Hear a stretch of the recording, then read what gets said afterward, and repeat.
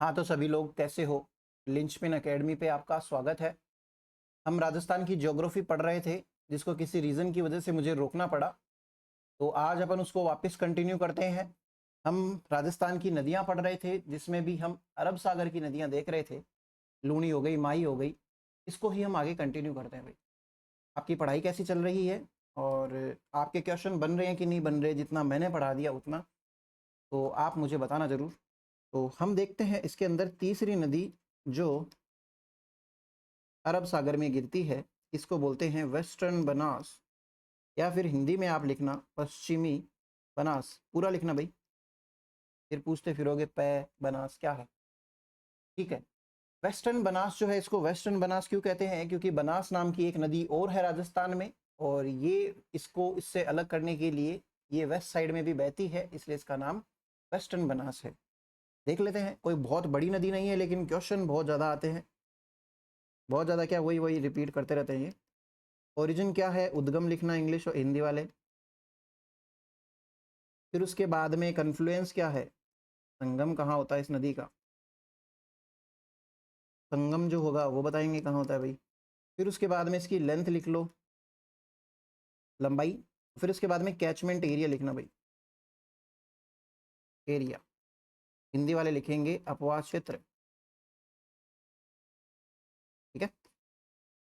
ये चार डिटेल्स हम इसके बारे में देखेंगे। ये नदी जो है ओरिजिनेट होती है सिरोही जिले से। सिरोही जिले का भी एक गांव है नया सानवारा या नया सनवारा, अलग अलग जगह पे अलग अलग नाम है। बस एक एक एक नाम लिखेंगे हम तो, जो मुझे बढ़िया लगा, नया सानवारा। इसी के हिल्स है, तो नया सानवारा हिल्स से सिरोही के अंदर ये पड़ता है भाई। तो क्या हो गया? ओरिजिन हो गया, उद्गम हो गया। पहाड़ी से कैसे ओरिजिनेट होती है नदी आपको पता ही है। नल लग रखी होती है पहाड़ी के ऊपर एक बहुत बड़ी सी, जिसके सहारे क्या होता है, पानी नीचे आता है और फिर उसके बाद में वो नदी की तरह बहता है ना। ठीक है, छोड़िए, मैंने आपको बताया हुआ फर्स्ट क्लास में कैसे बनती है। फिर इसके बाद में इसका कन्फ्लुएंस कहाँ पे है। हमने देखा था जो लूनी नदी है वो कच्छ के रण में गिरती है या नहीं गिरती मुझे नहीं पता, मैं भूल गया। लेकिन ये नदी जो है वो भी कच्छ के रण में ही गिरती है, लेकिन उससे पहले का रण, मतलब मेन रण से थोड़ा पहले का रण है, इसलिए उसको एक अलग नाम से जाना जाता है। इसको हम बोलते हैं लिटिल कच्छ। हिंदी वाले भी ये लिखेंगे लिटिल कच्छ। ठीक है। ये नदी अरब सागर की नदी है, लेकिन लिटिल कच्छ क्यों लिखा है? कच्छ के रण में क्यों गुजरती जाती है? पहले जो ज़्यादा फ्लो हुआ करता था, बहुत ज़्यादा पानी हुआ करता था, तब ये डायरेक्ट अरब सागर में गिरती थी, लेकिन अभी ये लगभग यहाँ पे विलुप्त सी हो जाती है और इसकी छोटी मोटी धारा ज़मीन के सहारे बह जाती होगी भाई। लेकिन मेनली इसको अरब सागर की नदी में ही काउंट किया जाता है, क्योंकि ऐतिहासिक रूप से ये बात भी हम शायद कर चुके हैं जब हमने नदियाँ स्टार्ट करी थी तब। फिर उसके बाद में इसकी लेंथ कितनी है? तो इसकी total length sorry, total length तो आप लिखेंगे 260 किलोमीटर, जबकि राजस्थान में ये कितनी है? सिर्फ 50 किलोमीटर। यानी कि ये राजस्थान की तो मेन नदी नहीं है। ये मेन नदी किसकी है तो वो अगली लाइन में देखना। एक तो ये राजस्थान के अंदर बहती है, राजस्थान में सिर्फ और सिर्फ सिरोही में, सिरोही जिले में। ठीक है। और उसके अलावा ये गुजरात में बहती है भाई मेनली। तो ये गुजरात की नदी है, मुख्य नदी। हमें उससे कोई मतलब नहीं है, हमें बस इतना पता होना चाहिए दो राज्यों में बहती है, राजस्थान और गुजरात, जिसमें से भी मेनली क्या है? गुजरात। यानी कि ये 50 किलोमीटर जो भी है वो सारा सिरोही के अंदर है। ये चीज़ लिखी है आपने। फिर इसके बाद में क्या लिखना है वो मैं आपको बताऊंगा, लिख लीजिए आप एक सेकंड के लिए। क्या? फिर उसके बाद में ये राजस्थान से बाहर कैसे निकलती है, तो ये आप एक लाइन में लिखना। गुजरात के बनासकांठा जिले से, गुजरात के बनासकांठा जिले से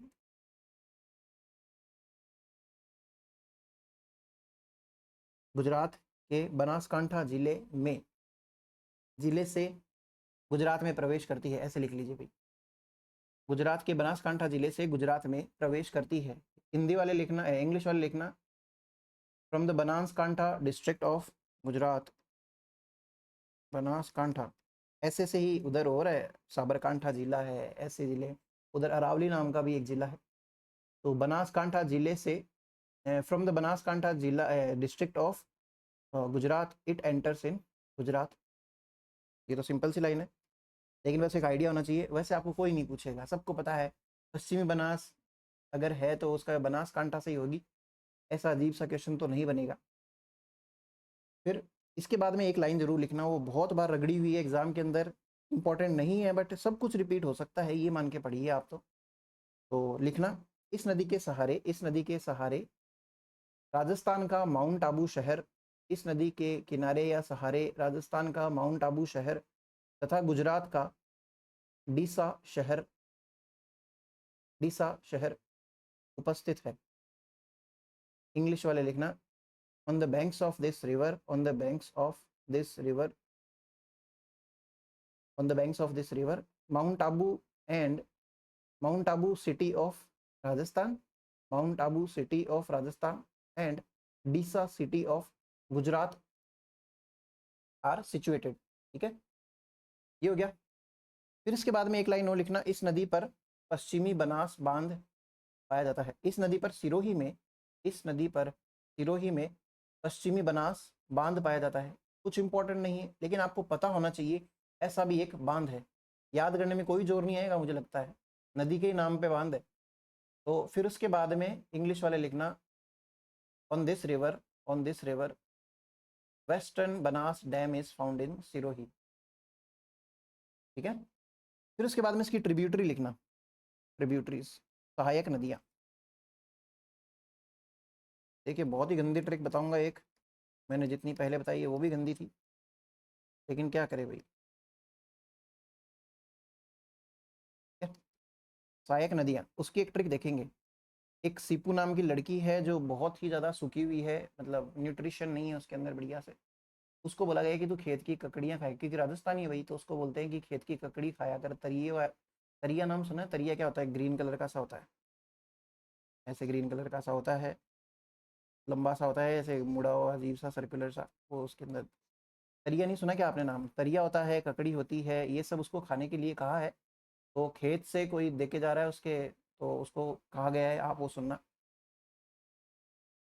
सीपू कैसी है भाई? सूखी हुई है, तो उसको बोलते हैं सूखली सीपू। सूखली सीपू को क्या कहा गया है कि खेत से, खेत के सेवन, सेवन मतलब सात, सात गोल ककड़ी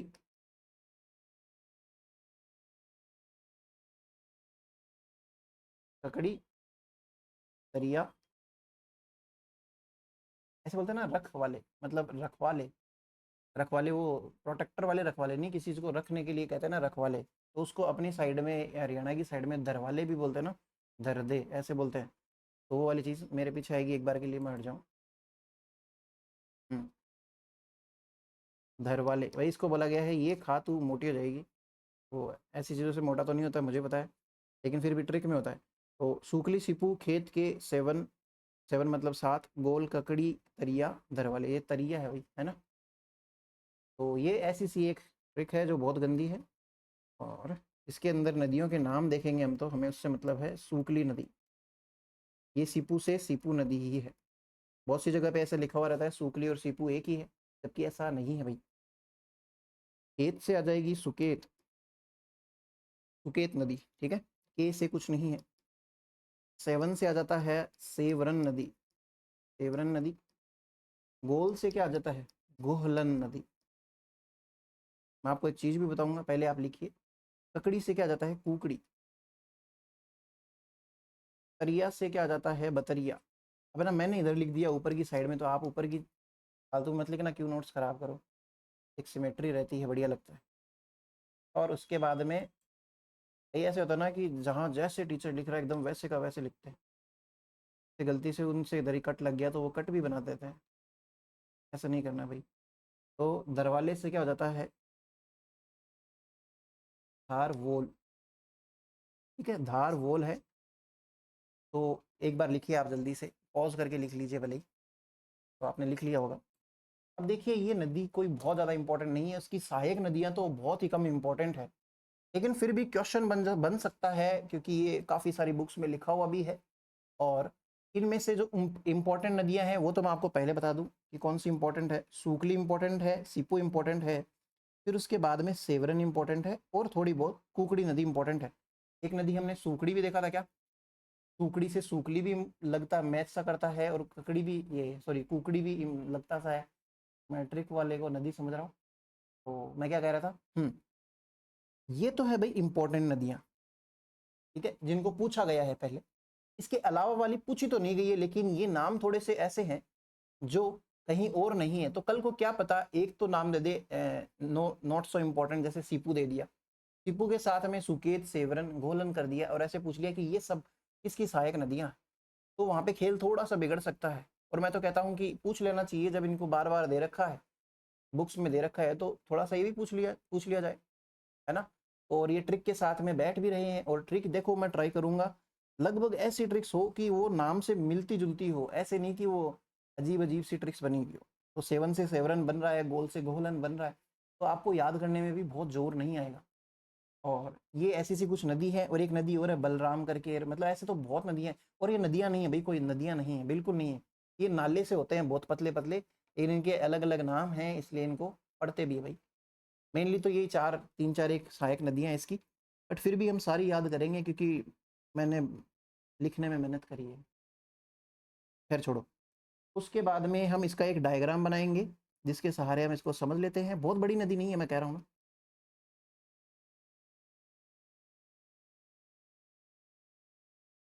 हम्म, तो डायग्राम में सबसे पहले हम क्या लिखेंगे, वो ही पहाड़ी जिससे इसका उद्गम होता है, नया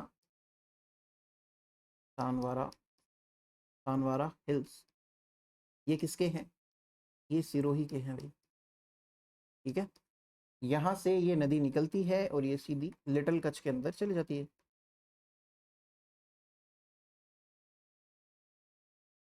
ठीक है। इसके बाद में एक चीज़ तो हम इसके बारे में ये बता देंगे कि इसके ऊपर सिरोही के अंदर ही क्या है, पश्चिमी बनास बांध है,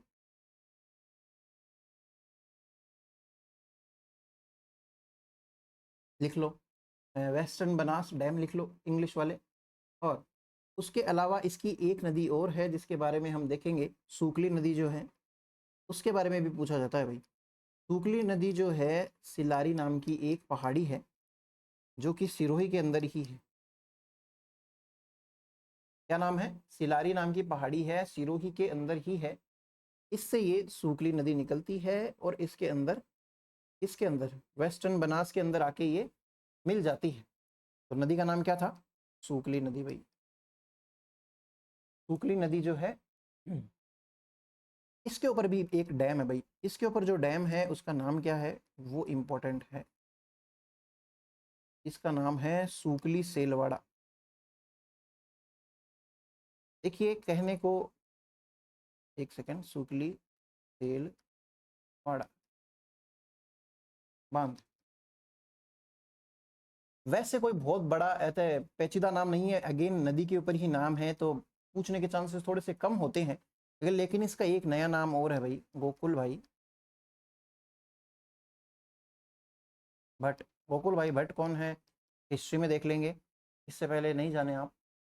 तो सूखली सेलवाड़ा, इसको इंग्लिश में भी लिख लो भाई, सूखली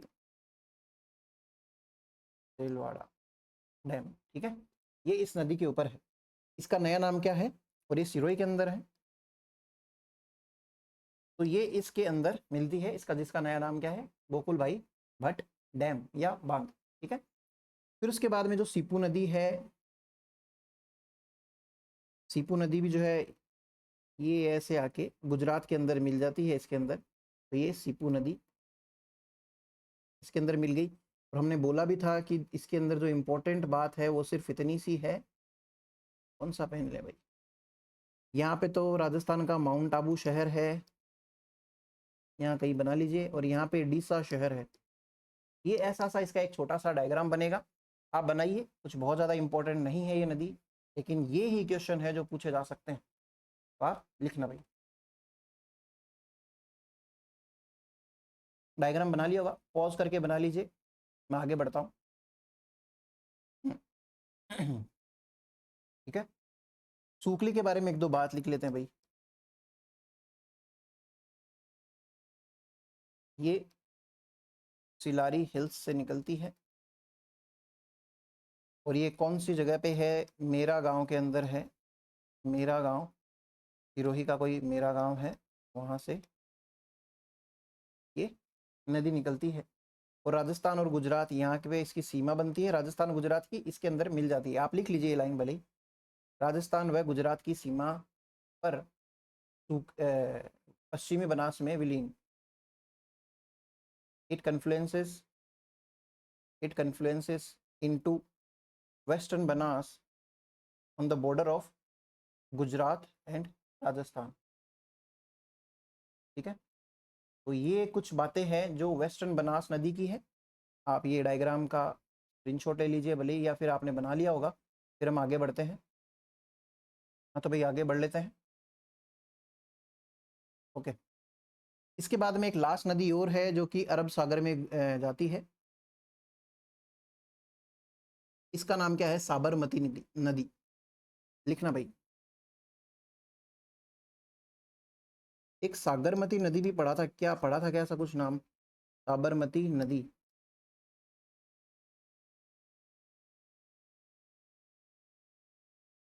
लूनी का नाम था क्या भाई निकलते टाइम पे? फिर उसके अंदर कौन सी नदी आके मिल जाती है जिसके बाद में उसका नाम लूनी नदी पड़ जाता है? तो साबरमती जो नदी है उसके बारे में भी वैसे ही लिखेंगे। इसका तो कोई डायग्राम भी नहीं बनाऊंगा मैं, कोई बहुत इंपॉर्टेंट नदी नहीं है वैसे, नदी के पॉइंट ऑफ व्यू से इंपॉर्टेंट नहीं है, लेकिन इनके क्वेश्चन पूछे जाते हैं। ओरिजिन लिखेंगे, उसके बाद में कन्फ्लुएंस कहाँ होता है वो लिखेंगे, उद्गम संगम, और उसके बाद में लेंथ देख लेते हैं भाई। लेंथ के बाद में कैचमेंट एरिया, अपवाह क्षेत्र। तो इसका जो ओरिजिन होता है वो होता है उदयपुर का एक गांव है, या फिर हिल्स कह लो, पादरला हिल्स। पादरला गांव का पादरला हिल्स, अगेन वही बात, पादरला हिल्स, जो कि कौन सी तहसील में पड़ता है ये इंपॉर्टेंट है, पूछा गया है। कोटड़ा तहसील। ये कोटड़ा कहाँ पड़ता है? उदयपुर में। इसी के बहाने आपको ये भी याद हो गया कोटड़ा कहाँ है। और पादरला हिल्स जो है उससे कौन सी नदी निकलती है? साबरमती नदी। अब अगेन ये राजस्थान की इंपॉर्टेंट नदी नहीं है, चलो ये बाद में बात करेंगे। पहले आप लिखना, ये खंबात की खाड़ी में, ये खंबात की खाड़ी में विलीन हो जाती है, मतलब इसका कन्फ्लुएंस लिख लीजिए, संगम लिख लीजिए, कहाँ पे मिलती है? Gulf of Khambhat. ठीक है, फिर उसके बाद में इसकी लेंथ कितनी है भाई? तो इसकी लेंथ है 416 किलोमीटर। और राजस्थान में कितनी है? ये राजस्थान के अंदर है 45 किलोमीटर। बस, वो 50 थी, ये 5 और कम कर दो, या फिर इसको याद करने की ट्रिक बता दूं कि ये जो 416 है उसमें से 6 में से इसका पास वाला एक है वो घटा दो, तो बचा क्या? 45। तो ऐसे करके आप याद कर लेंगे इसको। और किसका कैचमेंट एरिया क्या है? अगेन वही है, राजस्थान एंड गुजरात। और राजस्थान में ये कहाँ पे है? उदयपुर में, UDR उदयपुर। यानी कि ये जितने भी 45 किलोमीटर है वो उदयपुर में है, और उसके अलावा ये गुजरात की मुख्य नदी है, अगेन वही वाली बात। तो ये चीज़ मैं बार बार नहीं लिखाऊंगा, आगे चलते भाई। इसके बारे में ये लिख लीजिए, ये कहाँ से प्रवेश करती है? तो ये गुजरात के साबरकांठा डिस्ट्रिक्ट से, ये गुजरात के साबरकांठा जिले से गुजरात में प्रवेश करती है। It enters in Gujarat from Sabarkantha district of Gujarat. Sabarkantha, वैसे वो बनासकांठा था, ये साबरकांठा है। ठीक है, फिर उसके बाद में एक इसके बारे में एक लाइन लिखना, उदयपुर के झाड़ोल तथा उदयपुर के झाड़ोल तथा फुलवारी की नाल। पढ़ा है क्या ऐसा कुछ हमने? फुलवारी की नाल, उदयपुर के झाड़ोल तथा फुलवारी की नाल में से यह 5 सरिताओं में, सरिता क्या होती है? तो 5 सरिताओं में उदयपुर के झाड़ोल तथा फुलवारी की नाल में से यह 5 सरिताओं के रूप में प्रवाहित होती है। इंग्लिश वाले लिखना भाई। फ्रॉम झाड़ोल एंड फुलवारी की नाल, फ्रॉम झाड़ोल एंड फुलवारी की नाल this river flows in form of 5 streams, 5 streams. नदी यही है, 5 नदियां नहीं बनी है, लेकिन 5 धाराओं के रूप में या सरिताओं के रूप में यह नदी बहती है।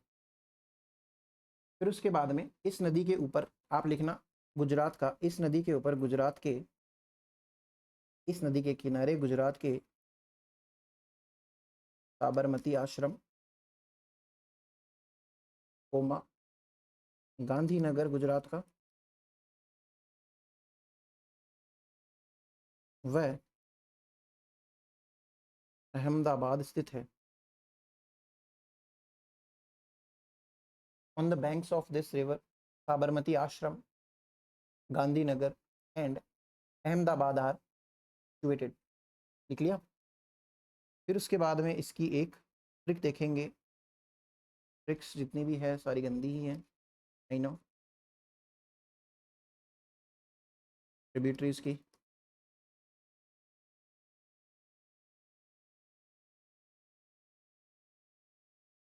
या सहायक नदी, ठीक है।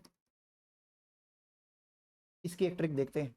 तो इसमें 3 लड़कियों के नाम बताए गए हैं। एक का नाम है मानसी, एक का नाम है मधु और एक का नाम है मीशा, है ना। ये लड़कियां जो हैं तीनों मतलब तर्क वितर्क के अंदर बहुत तेज है, तो इनसे ये किसी घर की बहू बहू बनती है। तो इनके बेटे इनको समझाते हैं कि भाई इनसे कोई तर्क वितर्क मत करना माँ जी, माँ को बोलते हैं ना माँ जी। तो ऐसी सी एक ट्रिक है। तो आप लिखेंगे, ट्रिक लिखेंगे पहले। ट्रिक क्या है? मानसी मतलब स्पेशल मेंशन किया गया है, मधु और तीसरी कौन है भाई? मीशा। ये 3 बहुएं हैं। इनसे क्या करना है? वोकल, अपन ऐसे बोलते हैं ना वोकल, बोली वाली, बोली चाली वाला वोकल है ना। वाकल या वोकल लिख लो भाई। वोकल तर्क मत करना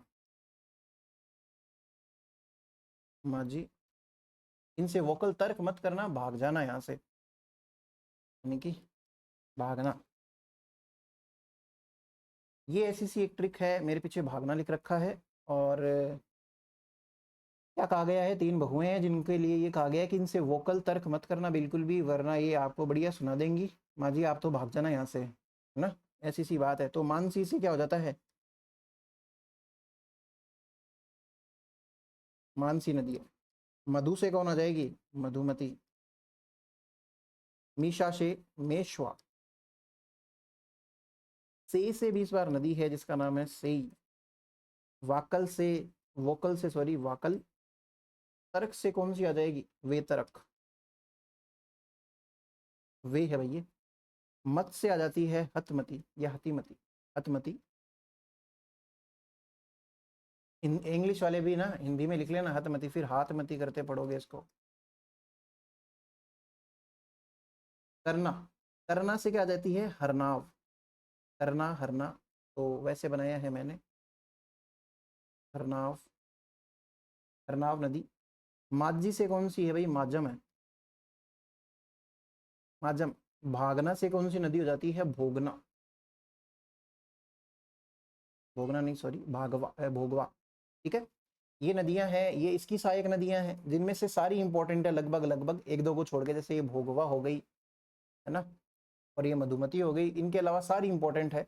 बाकी फिर भी आपको पता होना चाहिए। और ये ट्रिक है यार, आपको आराम से याद हो जाएगी, आपके दिलो दिमाग में बैठ गई होगी। 3 जो है बहुएं हैं, उनसे बहस नहीं करनी है। कैसी बहस? वोकल तर्क मत करना बिल्कुल भी, वरना करना पड़ सकता है। तो ये ऐसी सी ट्रिक है। आप लिख लो भाई। हटूं क्या? लिख लो लिख लो।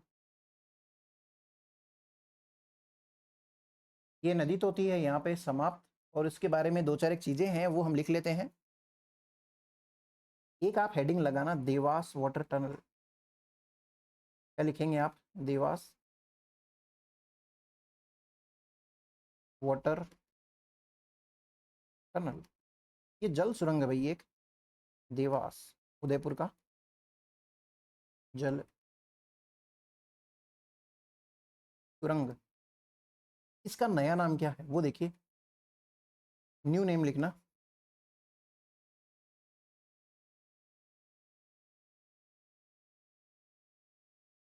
मोहनलाल सुखाड़िया।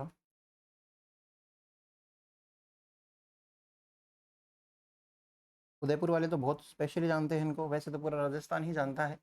मोहनलाल सुखाड़िया जी क्या रहे हैं, राजस्थान के सीएम रहे हैं क्या? तो मोहनलाल सुखाड़िया सुरंग, इस सुरंग का नया नाम है। और आपको ध्यान होना चाहिए, इसका जो निर्माण है ना, वो 2011 में कंप्लीट हुआ था भाई, 2011 में निर्माण कंप्लीट, या इट वाज, ये प्रोजेक्ट ही होते हैं, आपको पता है। कोई भी नदियां जो होती है, कोई भी डैम होते हैं, सरकार जो होती है, कोई भी निर्माण कार्य जो होती है, वो प्रोजेक्ट के तहत लेके आती है।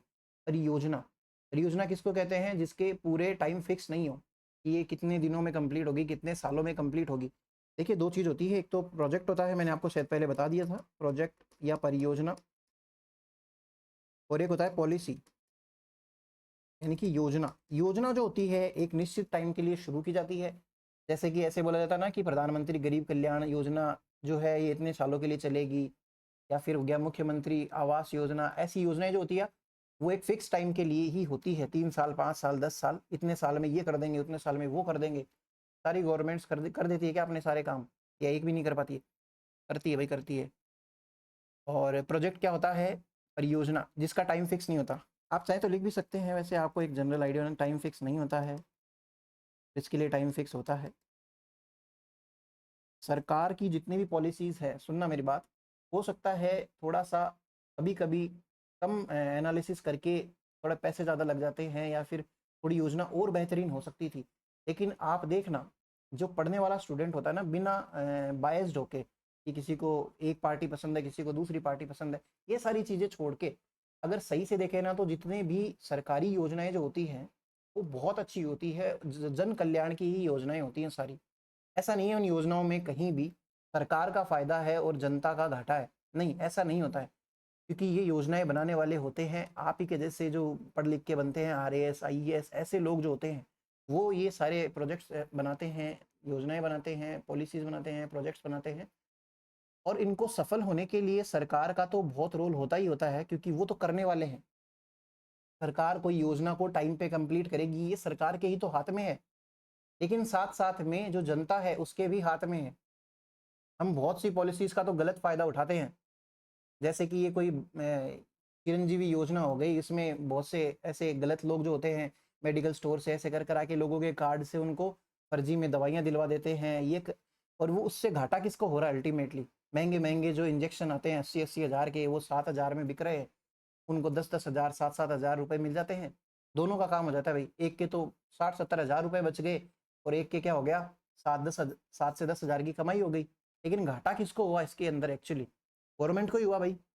तो गवर्नमेंट की जो पॉलिसीज होती है उसको पूरा करने में हमारा भी योगदान होता है। हम ये चीज़ नहीं जानते हैं, हम किसको ब्लेम करते हैं? सिर्फ सरकार को। हाँ, मानता हूँ कि सरकार भी, कुछ ऐसे लोग होते हैं जो अपनी राजनीति, जो रोटियां होते हैं, क्या बोलते हैं उसको, राजनीतिक रोटियां जो होते हैं वो सेकने में लगे रहते हैं। लेकिन सारे ऐसे नहीं होते हैं, बल्कि जो पॉलिसीज बनाने वाले होते हैं वो तो बिल्कुल ऐसे नहीं होते हैं। उनका तो आप चेहरा भी नहीं जानते, किसने कौन सी पॉलिसीज बनाई है। आपको पता है क्या किसने बनाई थी, ये कौन से आईएएस ने बनाई थी, किसने क्या करा था? तो वो चीज़ें हम जानते भी नहीं, और हम ऐसे ही ब्लेम करते रहते हैं कि सरकार ने ये काम ढंग से नहीं किया। हाँ, सरकार भी होती है, लेकिन दोनों तरफ से होना ज़रूरी है। तो आप भी ज़िम्मेदार नागरिक बने भाई, है क्या? आप ज़िम्मेदार नागरिक हैं भाई, हैं, आप तो हैं। तो ये मोहनलाल सुखाड़िया जो है, मैं ये बता रहा था आपको, नदी का सुरंग का नाम है। ये सुरंग जो होती है ये 11.5 किलोमीटर की है। ये 2011 में प्रोजेक्ट कंप्लीट हुआ था, और 11.5 किलोमीटर की ये लंबी नदी है। ये राजस्थान की सबसे लंबी नदी है। आप लिख, सॉरी नदी नहीं, टनल। ये राजस्थान की 11.5 किलोमीटर लिख लिया आपने। This is longest water tunnel of Rajasthan. ये राजस्थान की सबसे लंबी जल सुरंग है। इसका काम क्या है भाई? ये जल सुरंग जो है, ये मैंने यहाँ पे क्यों लिखाई है, साबरमती के अंदर ही क्यों लिखाई है?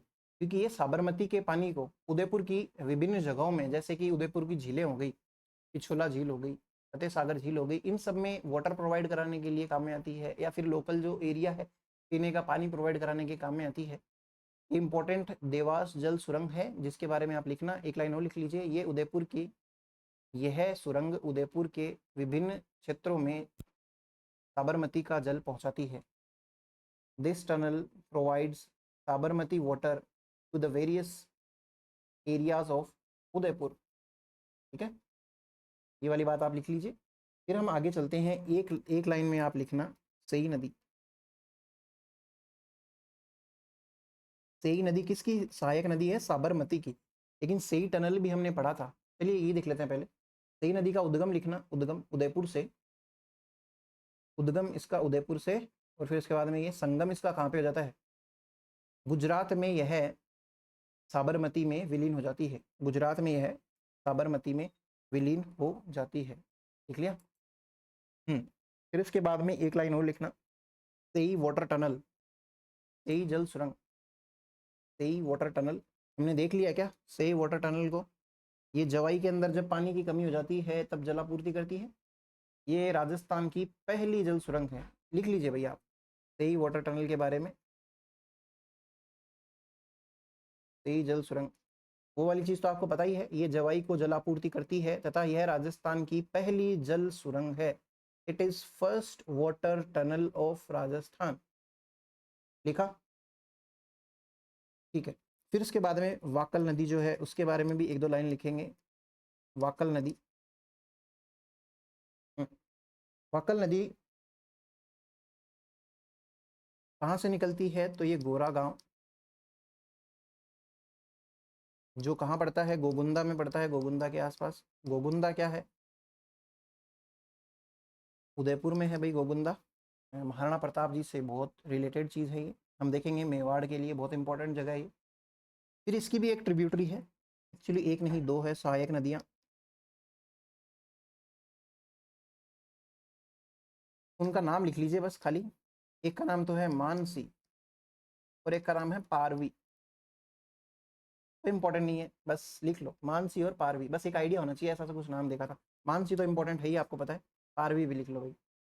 ठीक है, अब एक चीज़ मैं बताता हूँ आपको, पहले तो आप लिखिए मानसी वोकल डैम, मानव नहीं मानसी वोकल बांध।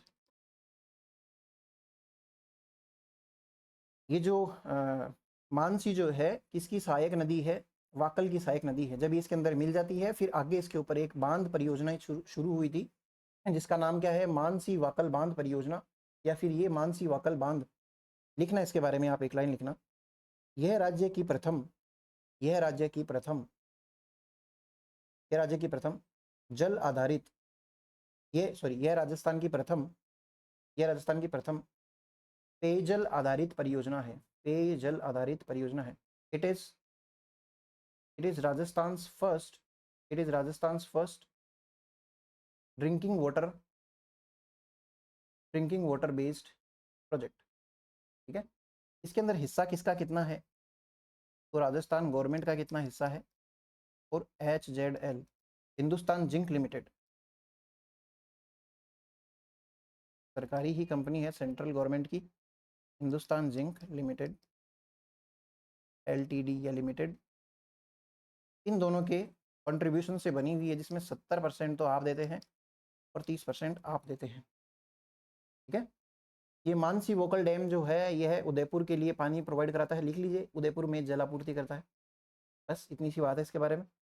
तो इसके बारे में एक लाइन और लिखना, मैंने आपको एक रिवर फ्रंट जैसी चीज़ बताई थी, जैसे ये नदी है, सुनना, इस नदी के ऊपर इसके सामने कुछ बहुत सी बढ़िया बढ़िया विजिटिंग चीज़ें या फिर कुछ बहुत ही लुभावनी चीज़ें जो होती है वो बनाई जाती है, जहाँ पे घूम के आया जा सकता है, उन चीज़ों को बोलते हैं रिवर फ्रंट।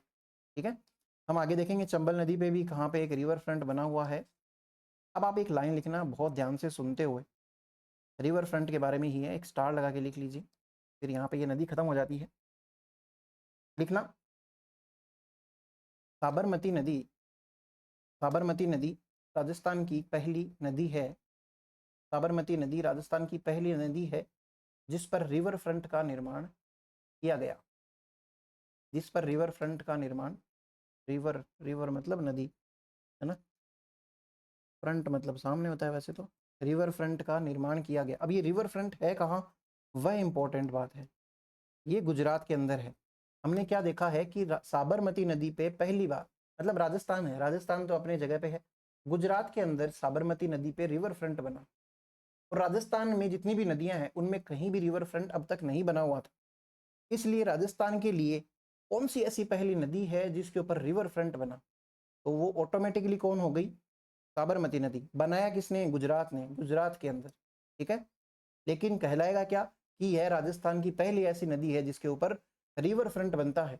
हम आगे देखेंगे कि राजस्थान के अंदर भी, मतलब जैसे ये राजस्थान है हमारा, ठीक है, ये छिंडले द्वारा बताया गया पतंग आकार, और ये कोई नदी है और इसके सामने कोई ऐसे रिवर फ्रंट बनाया गया है, ये चीज़ अलग बात है। और ये जो साबरमती नदी है इस पे जो रिवर फ्रंट बना गया है ये अलग बात है। लेकिन फर्स्ट तो इसको मिलता है। ऐसी भी कोई एक नदी होगी राजस्थान की जो राजस्थान के अंदर रिवर फ्रंट भी है जिसमें, तो वो भी इंपॉर्टेंट है, वो भी फर्स्ट ही कहलाया जाएगा, लेकिन दूसरे वे में। ये चीज़ हम देखेंगे आगे की क्लास में।